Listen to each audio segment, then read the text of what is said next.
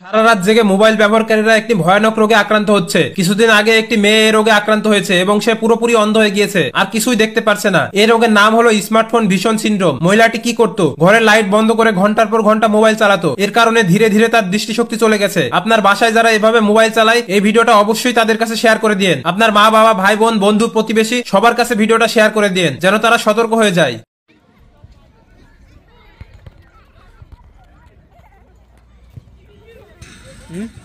Cosa ho fatto? Eh?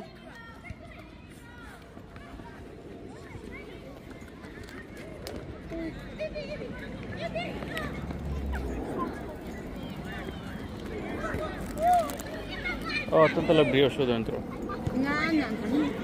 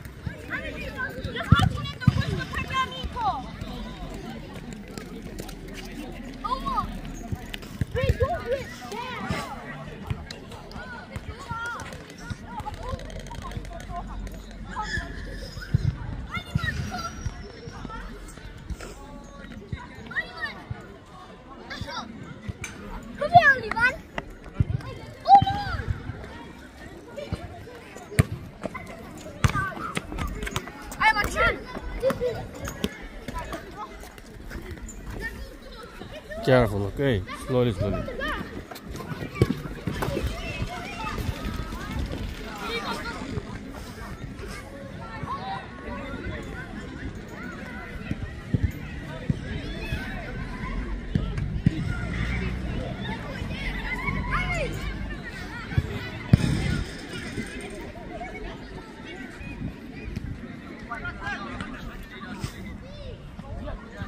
Come.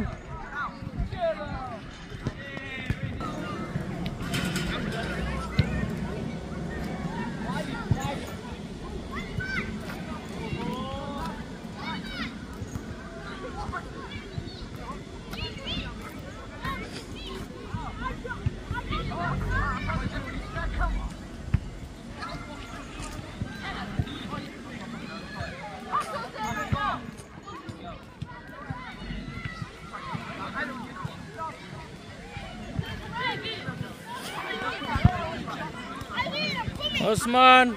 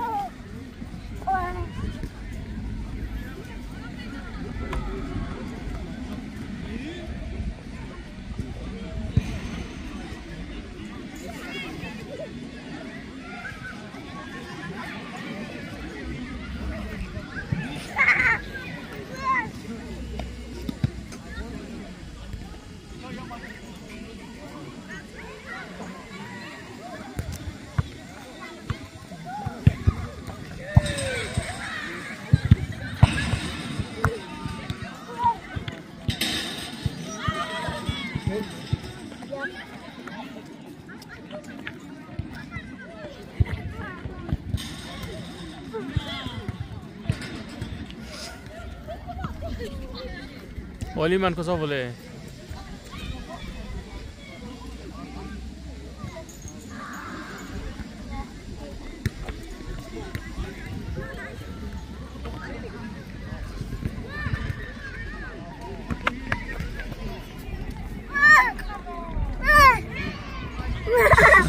Careful, Olid, careful.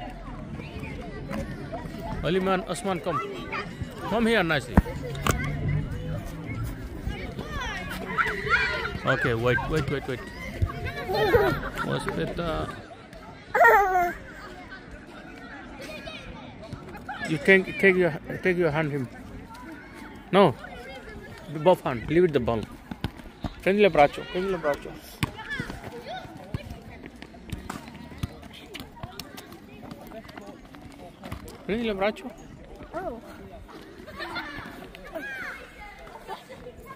Vieni di qua, che bello. Ok. Oh, bacina. Ok. Yeah, I'll eat this one, me.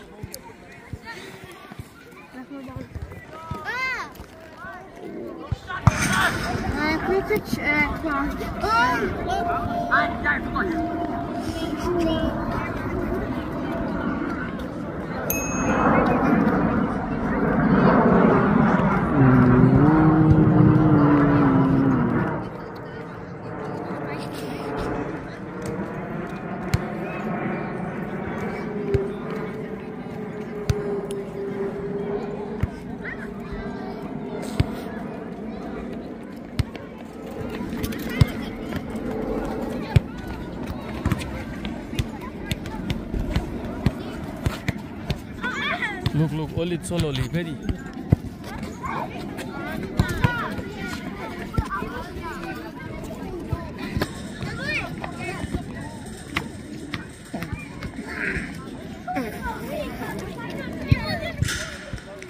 Oh, era stato brioche qua, quello lì. Guarda. No, io ho mangiato io un po'. Sì, va bene.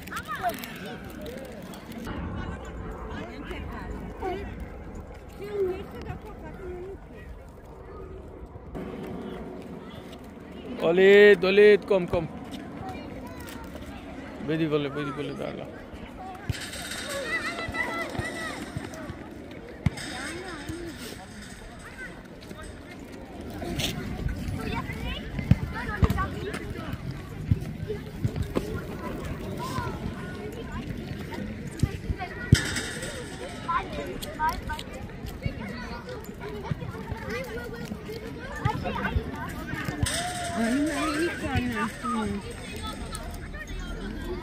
Aynen. Ben köpeğin koyuyor. Koyuyor.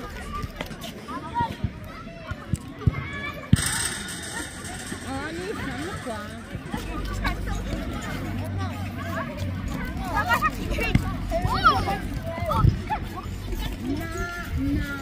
Sento.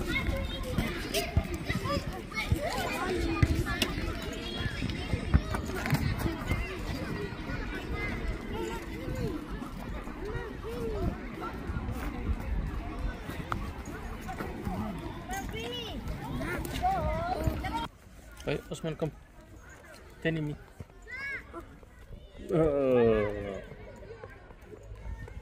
Machine food, Osman. My sweet boy. Yeah? Osman? Yeah. It's nice, yeah? Good. Chiama Omar. Amar! Come here! Vieni, Oliman, vai su. Indietro mi. Omar, vieni qua, questa parte tu. Lascia bici, vieni. Lascia bici, vieni là. Vai l'altra parte. Tieni come Osman tenuto mi. Tieni mia gola.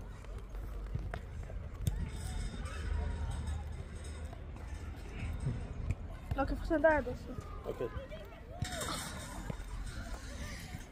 পুরুষ মানুষ সবচেয়ে বেশি কি লুকিয়ে রাখে জানেন? কান্না আর হচ্ছে বুক ভরা যন্ত্রণা। একটা পুরুষ কখনোই সহজে কান্না করতে পারে না। রাত হলেই লুকিয়ে থাকা কান্না মৃত্যুর সমান যন্ত্রণা দেয়। যদি কখনো পুরুষের চোখে পানি দেখতে পান তাহলে বুঝে নেবেন এক আকাশ পরিমাণ পাহাড় সমান পরিমাণ ব্যথা এসে তার বুকে ভর করেছে। পুরুষের চোখের পানি এত সস্তা না। পৃথিবীতে সবচাইতে দামি এবং ভয়াবহ পানি হচ্ছে পুরুষের চোখের পানি। ভাই জীবনে অনেক বান্দর দেখছেন, বান্দরের হাসিও দেখছেন ভাই। এই বান্দরের হাসিটা একটু দেখে যান ভাই, মন ভালো হয়ে যাবে। দেখেন কোন মেয়েটা বেশি দিন স্বামীর বাড়িতে টিকতে পারে না জানেন? যে মেয়েটা তার স্বামীর চাইতে তার বাবার বাড়ির আত্মীয় স্বজন, ভাই বোন, মা বাবা ওদেরকে বেশি গুরুত্ব দিয়ে থাকে। কথাটা তিতা লাগলেও এটাই বাস্তব। যারা হাজবেন্ডের কাছ থেকে ডিভোর্স নিতে চাচ্ছেন, এই কথাগুলো আপনাদের জন্য। আমার শুরু থাকতে আমার বিয়ে হয়, বয়সটা কম ছিল, অল্প। স্বামী কি জিনিস বুঝি নাই, শ্বশুর শাশুড়ি বুঝতে পারি নাই। এখন যে বুঝটা বুঝি, যদি আগেই বুঝটা বুঝতাম, জামাই যদি সিরা লেবুর রস লাগাইতো, তারপরে ডিভোর্সের নামটা, তালাকের নামটা মোহ লইতাম না। ফুল ফুটে বাগানে, প্রেম হয় গোপনে, প্রথম প্রেম ভেঙে গেলে সুখ হনার জীবনে। আপনারা যাই যে করেন না কেন, যতই জগরাজারি হোক না কেন, স্বামী বউর ভিতরে ওই জন্য 1 মাস 2 মাস আলাদা থাকবেন। তারপরে তালাকের নামটা, ডিভোর্সের নামটা মোহ লইবেন না। একটা মেয়ে যখন ডিভোর্স হয়ে যা, জিনটা লাশ হয়ে বাইসা তাই, ও বাইসা তাহার থেকে মরে যাও অনেক ভালো। সমাজের মানুষ, মা বাবার কাছে বুঝা, রাস্তাঘাটে গেলেই কতি কয় ওর সাথে চলিস না, ও যদি ভালো হইতো ডিভোর্স হইতো না। যেই বাঁচেন যেই মরেন, তালাকের নাম কোনো দিন মোহ লইয়েন না, কোনো দিনও সুখ হয় না। দ্বিতীয় বিয়া যদি সুখ হয়, আবার ঠিক আগের মতো কষ্ট। ভুল করছি, আমি যদি আমার স্বামীরে পাইতাম, আর একবার যদি আমার জীবনে ফিরে আসতো, ওর পাওয়ার ধরে ক্ষমা চাইলাম। জান, আর একটাবার আমার জীবনে ফিরে আসো না প্লিজ, আর একটা সুযোগ দাও আমাকে। আমি তোমার হাতে পাও ধরি প্লিজ, আমি তোমার পাও ধরে মাফ চামু, ক্ষমা চামু যদি আমি কোনো ভুল করে থাকি। আর একটাবার ফিরে আসো না আমার জীবনে। আমি এক জায়গায় থেকে কষ্ট পাইয়া তোমার কাছে আইছি, তুমি বলছিলা কোনোদিন আমারে কষ্ট দিবা না, কোনো দিন না। এখন কেন আমাকে কষ্ট দিতেছো? আমি এক জায়গায় থেকে অনেক কষ্ট পাই আইছি, তোমার কাছে আসছি, তারপর আমি রাজি ছিলাম না। তুমি আমার সাথে অনেক কথাবার্তা বইলে আমার রাজি করাইছো, এত সুন্দর করে গুছাইয়া। তুমি আমার শেষ আঘাতটা দিতেছো, টিকতে পারবো না, সইতে পারবো না আমি। তুমি আসো আমার জীবন, আর একটাবার ফিরে আসো। আমি তোমার অনুমতি দিব, তুমি বিয়ে করো, তারপরে তোমার রুমের এক কোনায় আমার ফালাই রেখো, সমস্যা নাই। ভালোবাসা দিতে হইব না, আমি তো প্রত্যেকদিন তোমার মুখটা দেখতে পারবো, এটাই আমার ভালোবাসা, এটাই আমার শান্তি। আমার আর কোনো শান্তির দরকার নাই। তারপরে তুমি আমার সাইরা যাইও না। তুমি যদি বিয়ে করতে চাও, আমি নিজে গিয়ে তোমাকে বিয়ে করাইবো, সমস্যা নাই। তারপরে তুমি আমার সাইরা যাইও না, আমি টিকতে পারবো না। আমি তোমার জানা, আমার কোনো কিছু ভালো লাগে না। ডিভোর্স হচ্ছে একটা অভিশাপ, যা ক্যান্সারের মতো, না আপনাকে বাঁচতে দেবে, না আপনাকে নতুন জীবন শুরু করতে দেবে। একজন ডিভোর্সি মেয়ে সে ভালো করে জানে তার পরিবারের কাছ থেকে সে কি পরিমাণ অবহেলা পায়, তার আত্মীয় স্বজন তাকে কিভাবে দূর করে, সমাজে মানুষ তাকে কিভাবে খারাপ ভাবে। দেখেন, আপনার হাজবেন্ড যেমনই হোক না কেন, আপনি চেষ্টা করবেন আপনার সংসারটা টিকিয়ে রাখার জন্য। যদি আপনি মানিয়ে নিতে শেষ পর্যন্ত আপনি হার মেনে যান, আর না পারেন, তাহলে আপনি আপনার পরিবারের সাপোর্ট নিয়ে আপনি ডিভোর্সটা নেবেন। কারণ দিন শেষে আপনার নতুন জীবন শুরু করার জন্য আপনার পরিবার আপনাকে সাপোর্ট দিতে হবে। যদি সেই মানুষগুলো আপনার সাথে না থাকে, তাহলে দিন শেষে আপনার এই ডিভোর্সটা আপনার অভিশাপ হয়ে দাঁড়াবে। ডিভোর্স একটা সামাজিক রোগ, ক্যান্সারের মতো। এটা আপনাকে শুরুতে আনন্দ দেবে, আপনাকে শেষে ক্যান্সারের মতো চুষে খেয়ে ফেলবে। তাই আপুদেরকে বলবো, একটা ডিভোর্স আপনার জীবনে কখনো সমাধান আনতে পারে না। ডিভোর্স হচ্ছে সব থেকে লাস্ট অপশন। আপনি ডিভোর্স নেওয়ার আগে আপনি আপনার সর্বোচ্চ চেষ্টা করবেন। আপনি একবার আপনার ভবিষ্যৎ ভেবে দেখবেন। পুরুষ মানুষ অতিরিক্ত কষ্ট পেলে পাথর হয়ে যায়, তখন সে একা থাকতে পছন্দ করে। তারপরে আপনি যতই ভালোবাসা দেখান না কেন, তাকে আর আগের অবস্থানে ফিরিয়ে আনা যায় না। পুরুষ মানুষ কখনো কারোর সাথে বেইমানি করে না, যাকে ভালোবাসে তাকে মন থেকেই বাসে।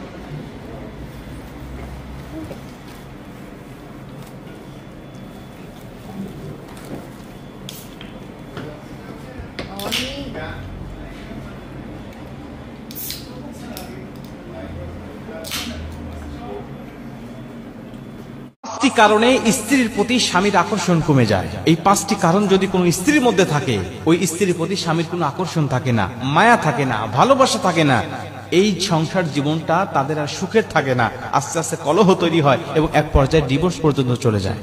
প্রিয় মা বোনেরা, এজন্য এই পাঁচটি কারণ দেখবেন আপনার মধ্যে আছে কিনা। যদি থাকে তাহলে আজকে থেকে ত্যাগ করার চেষ্টা করেন, আজকে থেকে তা পরিত্যাগ করার চেষ্টা করেন।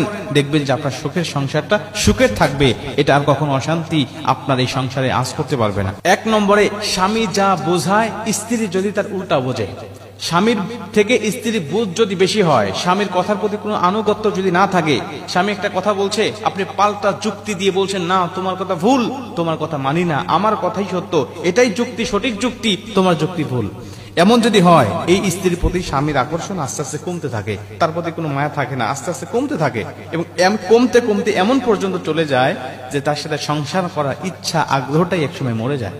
এজন্য স্বামী যা বুঝবে আপনি চিন্তা ভাবনা করবেন যে আসলে তার বুঝটা সঠিক কিনা, এর পক্ষে আসলেই দলিল আছে কিনা, তার যুক্তির আসলেই গ্রহণ করার মতো কিনা। যদি হয় তাহলে পাল্টা যুক্তি দাঁড় করাতে যাবেন না। যদি মনে করেন না তিনি ভুল কিছু বলছে, তাহলে কৌশলে কায়দা করে নম্র ভদ্র ভাষায় তাকে বোঝানোর চেষ্টা করবেন, কখনো তর্কে জড়াবেন না। দ্বিতীয় নম্বরে, যেই স্ত্রী স্বামীর মুখে মুখে তর্ক করে, যে স্ত্রী স্বামীর মুখে মুখে তর্ক করে, ওই স্ত্রীর প্রতি স্বামীর কোনো মায়া থাকে না, মহাব্বত থাকে না। তাতে আপনি যতই সুন্দরী হন না কেন, তাতে আপনি যতই বিশ্ব সুন্দরী হন না কেন, উচ্চ শিক্ষিত হন না কেন, উচ্চ বংশের মেয়ে হন না কেন, আপনার প্রতি কোনো মায়া, কোনো মহাব্বত, কোনো ভালোবাসা থাকবে না। এজন্য আপনাকে অবশ্যই নম্র ভদ্র হতে হবে। যে স্ত্রী স্বামীর মুখে মুখে তর্ক করে না এবং স্বামী রেগে গেলে চুপ থাকে, স্বামীকে হাসি দিয়ে, খুশি দিয়ে, অঙ্গভঙ্গি দিয়ে সন্তুষ্ট করার চেষ্টা করে, ওই স্ত্রী যদিও কুৎসিত হয়, ওই স্ত্রী যদিও কালো হয়, ওই স্ত্রী যদিও মূর্খ হয়, নিম্ন বংশেরও হয়, তারপরেও তার স্থান স্বামীর কলিজার মধ্যে থাকে। এজন্য কখনোই 2 নম্বরে স্বামীর মুখে মুখে তর্কে জড়াবেন না। 3 নম্বরে, স্বামীর মতামতের বাহিরে আপনি কোনো কাজ করবেন না। স্বামী যে মতামতটা দিবে, এই মতামতটা আপনি গ্রহণ করার চেষ্টা করবেন। কারণ নবীজি বলেন, আল্লাহর পরে যদি কাউকে সেজদা দেওয়া জায়েজ হতো, আল্লাহ স্ত্রীকে বলে দিতেন স্বামীকে সেজদা করার জন্য। আল্লাহ নবী এমনি এমনি বলেন নাই। অবশ্যই স্বামীর মতামতের দাম রয়েছে, স্বামীর গুরুত্ব রয়েছে, এজন্যই আল্লাহ নবী হাদিসটা বর্ণনা করেছেন। 4 নম্বরে, স্বামীর পছন্দের মূল্যায়ন করতে হবে। স্বামীর পছন্দের মূল্যায়ন করতে হবে। স্বামীর পছন্দ আছে বিধায় সে আপনাকে পছন্দ করে বিয়ে করেছে, এটা ভাবতে হবে। স্বামী যদি পছন্দ করে কোনো কিছু আপনার জন্য নিয়ে আসে, আপনাকে হাদিয়া দেয়, গিফট করে, যদিও সেটা ভালো না হয়, তারপরেও তার সামনে কখনো বলবেন না কি নিয়ে আসছো, এটা কি পড়ার মতো কিছু, এটা কি গ্রহণ করার মতো কিছু, এটা তো পছন্দনীয় নয়, এটা তুমি ফেরত দাও। অনেক মা বোনরা আছে পছন্দ তো করেই না, একটা শাড়ি নিয়ে আসছে জীবনেও সেটা পরে না এবং এটা ফেরত দেওয়ার জন্য তাকে প্রেশার ক্রিয়েট করে। এজন্য স্বামীর চয়েসের উপরে, স্বামীর পছন্দের উপরে সবসময় মতামত আপনি দায়িত্বশীল হবেন, এটা আপনি গ্রহণ করবেন। কোনো কিছু নিয়ে আসলে সাদরে গ্রহণ করবেন, দেখবেন এটা আপনার জন্যই ভালো হবে। সে মাঝে মাঝে আপনার জন্য বিভিন্ন কিছু নিয়ে আসবে হাদিয়া, গিফট হিসাবে। 5 নম্বরে, স্বামীর পরিশ্রমকে মূল্যায়ন করা। স্বামীর পরিশ্রমকে আপনি মূল্যায়ন করবেন। আপনার স্বামী যে পরিশ্রম করুক না কেন, যে পেশায় থাকুক না কেন, সে যখন আপনার ওই পেশা থেকে সে ফিরে আসবে ঘরে, অফিস আদালত থেকে, ব্যবসা বাণিজ্য থেকে, দোকানপাট থেকে অথবা মাঠে ঘাট থেকে যখন ফেরত আসবে, আপনি তাকে একটু সময় দিবেন, আপনি তাকে বিভিন্ন কিছু আগায়া দিবেন, আপনি তাকে বলবেন, হ্যাঁ তুমি অনেক পরিশ্রম করে এসেছো, আমি তোমাকে একটু সময় দিচ্ছি, আমি তোমার ক্লান্তি দূর করে দিচ্ছি। কিন্তু অনেক মা বোনরা আছে তারা বলে, তুমি কি এমন করো সারাদিন, তুমি এমন কি করো কষ্ট করে, আমি তো সারাদিন সকাল থেকে শুরু করে ঘুম থেকে ওঠার পর থেকে নিয়ে রান্না বান্না থেকে শুরু করে সন্তানদেরকে গোসল করানো, খাবার দাবার খাওয়ানো, স্কুলে পৌঁছানো, কত কাজ আমি করি, আমার মতো কাজ করলে তো তুমি পাগল হয়ে যাবে। মানে স্বামীর পরিশ্রমকে সে কোনো মূল্যায়নই করে না। এই স্ত্রীর প্রতি কোনো আকর্ষণ থাকে না, এই স্ত্রীর প্রতি বিরক্ত তৈরি হয়, এই স্ত্রীর প্রতি বিভিন্ন রকম খারাপ লাগা কাজ করা শুরু করে। এক পর্যায়ে সুখের সংসার আর সুখে থাকে না, এটা বিভিন্ন রকম ফিতনা ঢোকে মনের মধ্যে, দিমাগের মধ্যে শয়তান ধোঁকা দিয়ে এই সংসারটা বিচ্ছিন্ন করে দেয়। এজন্য মা বোনদেরকে বলতে চাই, এই 5টি কারণ যদি আপনার মধ্যে থাকে, এগুলো পরিত্যাগ করেন, আপনার সংসার অবশ্যই সুখের হবে ইনশাআল্লাহ। এই জুমার মসজিদে রমজানের দিনের বেলা এতেকাফে কোরআন কারীমের তাফসীরের মজলিসে আমি কসম খেয়ে বলছি, শুধু মেয়েদের গুনাহ থেকে বাঁচার জন্য আমি 2 বিয়ে করছি। রব তোমাকে ভালোবেসে 2 বিয়ে করছি। শুধু চোখ যেন ভিন নারীর দিকে না যায়, দিল যেন ভিন নারীর দিকে না যায়, মোবাইলে যেন আর কেউ ডিস্টার্ব না করে, শখে বিয়ে করছি না, শখে। ও প্রেম করে বিয়ে করছি না, বুঝেন না কথা। একবার দেখি নাই, একবার তার সাথে একটা টু শব্দ হয় নাই, একবার দেখা হয় নাই, একবার মোবাইল হয় নাই, কিছুই হয় নাই। বলি কিছুই লাগবে না, শুধু আল্লাহকে খুশি করার জন্য, গুনাহ থেকে বাঁচার জন্য বিয়ে করবো। যাও, 3 বিয়ে লাগলে 3 বিয়ে করেন, গুনাহ থেকে বাঁচেন। 4 বিয়ে লাগলে 4 বিয়ে করেন, গুনাহ থেকে বাঁচেন। জালেম বিয়ে করে না, লন্ডন থাকে। হারামি আমেরিকা থাকে, বিয়ে করে না। 40 বছর